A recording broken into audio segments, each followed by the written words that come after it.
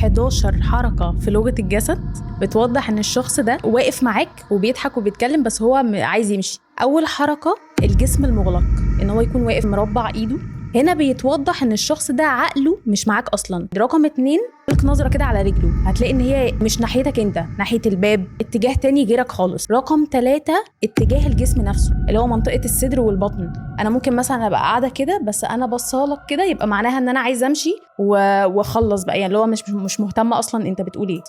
لو انت ركزت في عيونه، شوف كده لو هو ألقى نظرة سريعة على الساعة أو على ناحية الباب، مين داخل ومين خارج، هو واقف غصب عنه.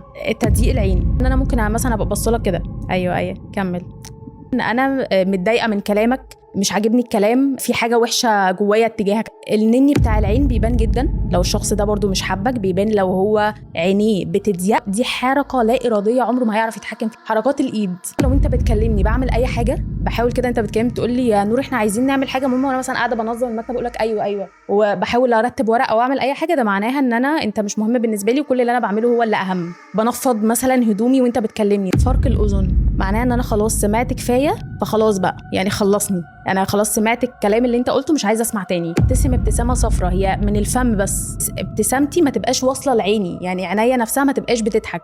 لو ابتسامه اللي هي من الجنب، انت بتحكي حاجه مثلا دي ممكن الشخص يعملها من غير ما ياخد باله، هو برضو مش حبك. الابتسامه المتاخره، لو انت قاعد وسط ناس كتير مثلا بيحبوا، لو انت قلت حاجه هي في الطبيعي مضحكه، فالطبيعي ان الناس تضحك.